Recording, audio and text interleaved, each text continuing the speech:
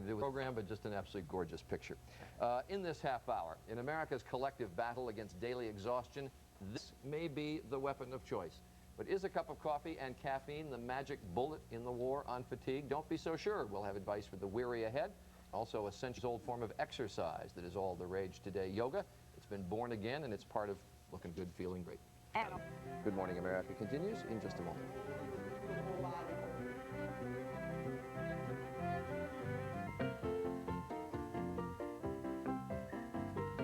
45 after right now. Here's a riddle. What do Courtney Cox, John McEnroe, and the Los Angeles Dodgers have in common? Any idea? Well, they all do yoga. As Good Morning America Sunday's Willow Bay tells us now, this ancient form of exercise alive and well in 1995. Move it! I like to move it, move it.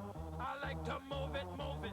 We've panted, pounded, and pumped up. And yes, we've even felt the burn. So it's no wonder that now all we want to do is take a deep breath. Yoga. It's a bit like tofu. We know it's really good for us, but still, we're a bit put off. All that meditation and chanting, not to mention contortions that are a little intimidating.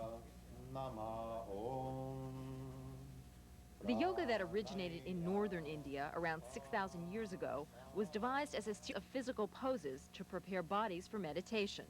But the most recent yoga resurgence is based on the more vigorous and physically challenging style traditionally practiced in southern India.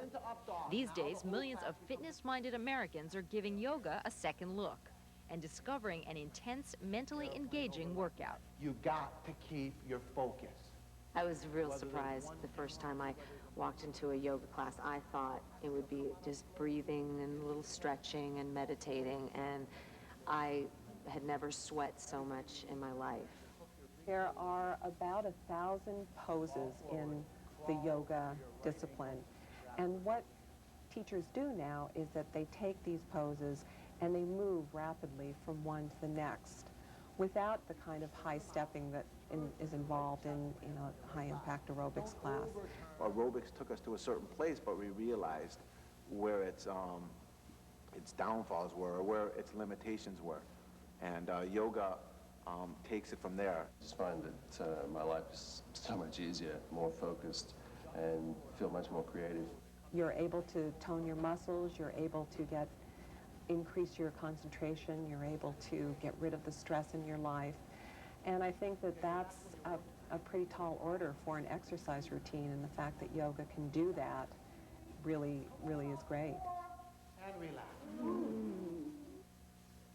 Leslie Kamenoff is a yoga therapist based in New York. He teaches a style called Vinyasa. I recently participated in one of his classes, and it was quite a challenge. These muscles here nice and soft. Most beginners like me would be a little intimidated about taking a class with all these people who are experts. What should they do? The main thing is to just communicate with the teacher and let them know that you're starting, it's your first time, and that way they'll pay a little bit of extra attention to you. And, that's it. That always happens the first time. Exhale, the other leg forward. Come on. There you go. What a yoga class is, it's a controlled stress experience. It's a set of stresses that you're choosing to engage in because you're putting the body in unusual positions that it doesn't usually get into. The vast majority of people, even after their first class, feel dramatically different. And that's why I think it's catching on. I don't think it's a fad at all. I think that people really are looking for a way to involve their mind as well as their body in their physical fitness. A jogging routine, they've been on the treadmill, they've done high impact aerobics, and really looking for a different kind of way to be fit.